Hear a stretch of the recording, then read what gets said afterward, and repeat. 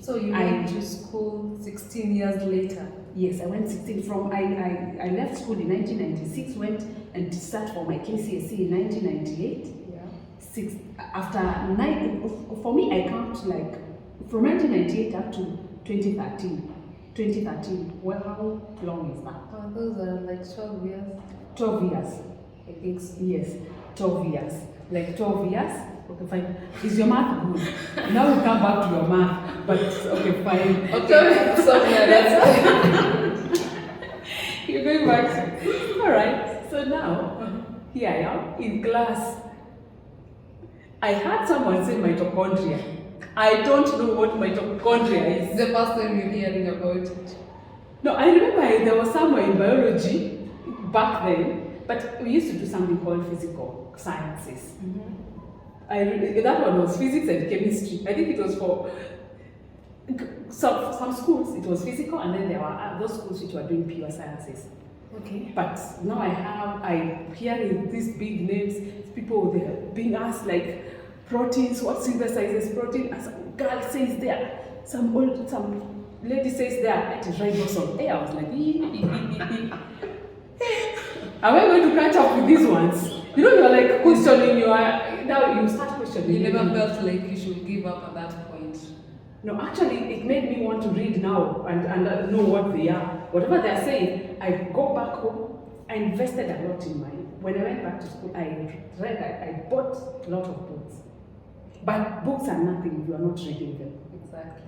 If you still have a book that, it's unopened. It's unopened. There's nothing you're doing about it. There's nothing you're doing. So for me, after I thought I'm too smart, that after 3 months, I was on top of my class. So I thought I'm smart.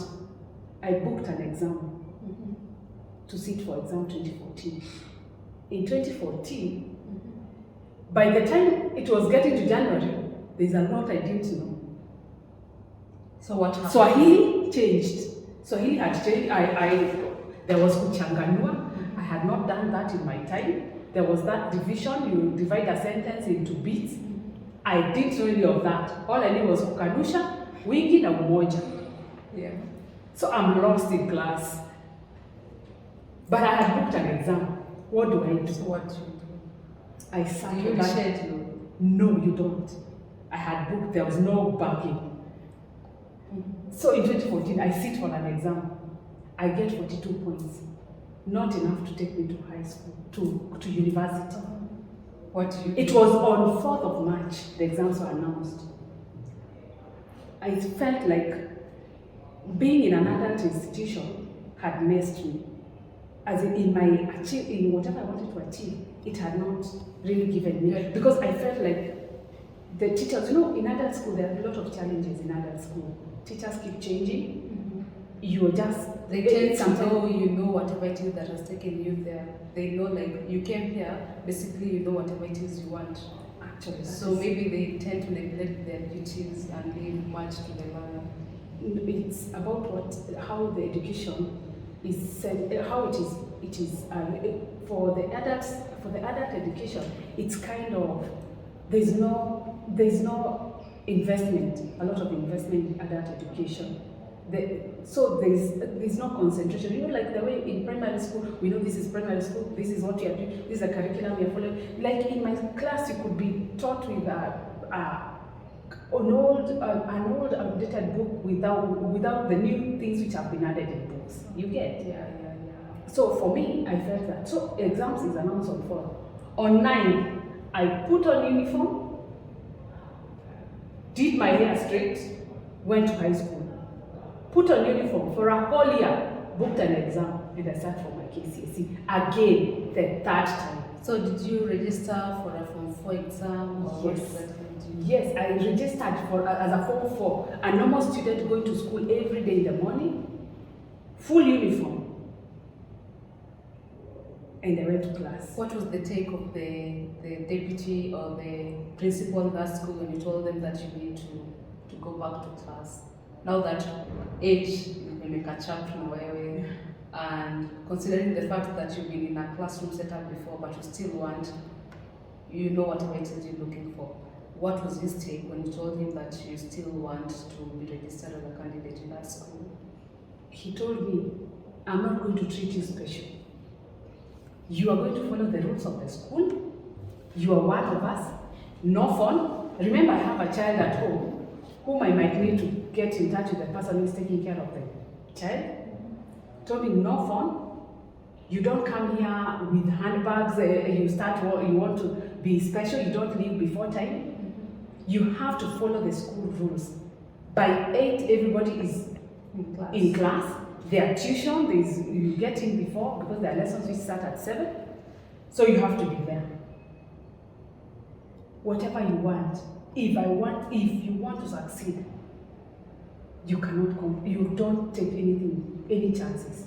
Yeah. So for me, I knew I wanted to go to university. And I knew that already now I know. From 2014, I know how exams are now. I know they are not joke. And what I had done was not. So I knew what to put in. So I went to class every day. By 7, I was always in school. Parade, I was there. We are told run to class. I ran. You're not an exemption. Because I'm not an exemption. KCSE, the NET people would not recognize me and give me a simpler exam. They will still give me the one they are giving the others.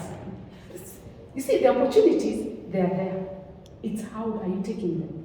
Are you ignoring what opportunities you've been given? So for me, I just did my best, got 52 points, C+, and I was very happy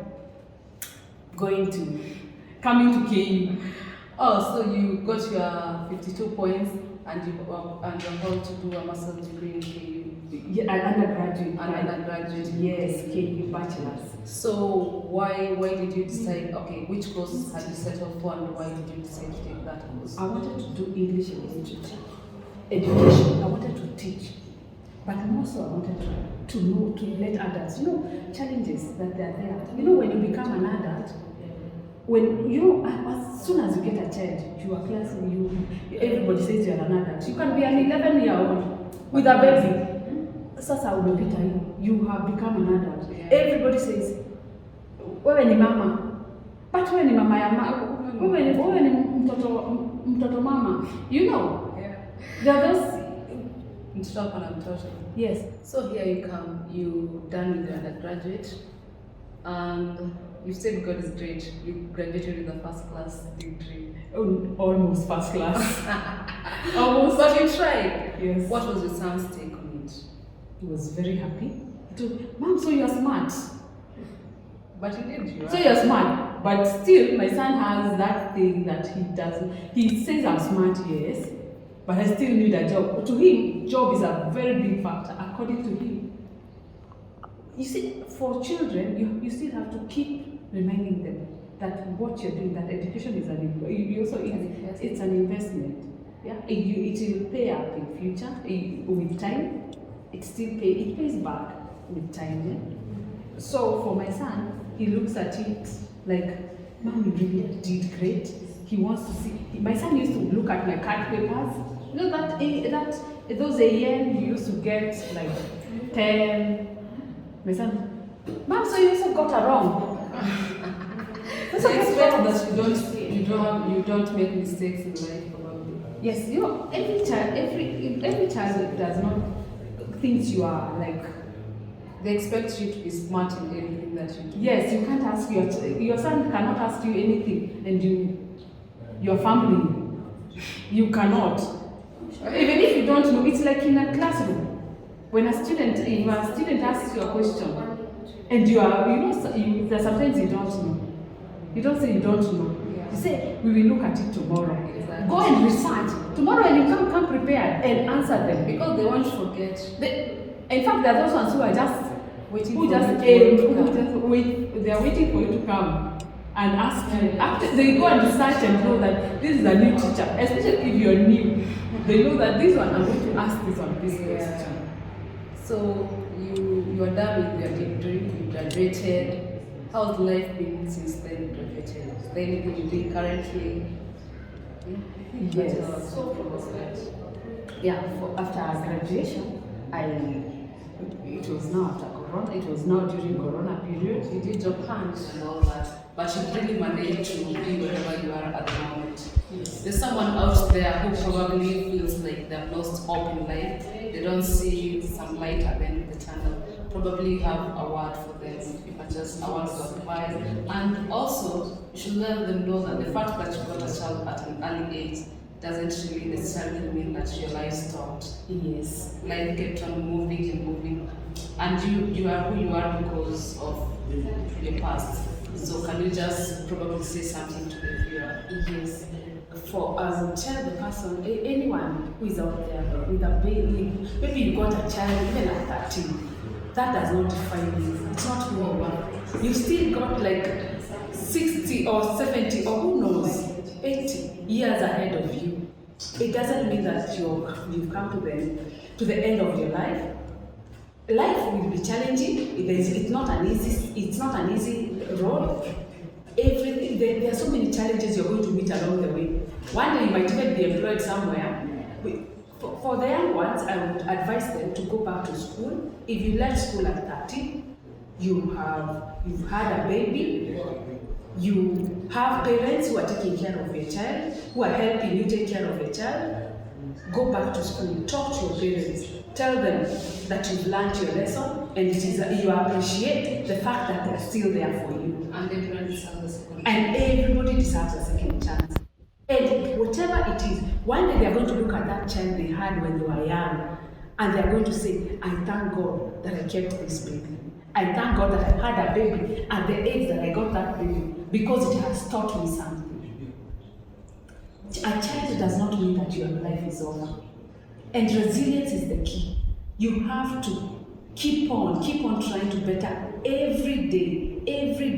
Try to see something new. And every day, at the end of the day, when you're lying on your bed, ask yourself, what have I achieved today? What have I done today? Am I moving forward? Don't fall into depression. Look for a friend. Have a friend whom you talk to. Every time you have an issue. And don't go to those friends whom you know, they're always telling you, hey, uko na shida mingi, you have a lot of problems. Don't go to those ones. You need that friend that encourages you. The person, your mom can be also your friend if your dad is harsh, because there are those ones, if you got pregnant when they are 13, you are like, now where do I go? Do I tell my mom? Do I tell my dad? Look at the soft one. There's always one who is soft between the two. Go to her, tell her, you know what, this has happened, and this is my career. Tell them, explain, and know that you're going to be reprimanded. But parents don't reprimand before. Don't reprimand before this child gets a baby. You have to wait. Don't beat someone who is already down. You uplift them. Wait for them, and then they have learned, because they have learned. So that is what I would tell the people who are out there, those who are struggling. It's not the end. Resilience is the key. Try to do something. At the end of the day, your past does not define you, but we also learn from our past.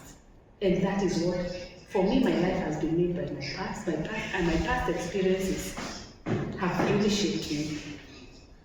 I'm able to be who I am because the person who does not know where they come from, then you don't even know where you're going. Yes.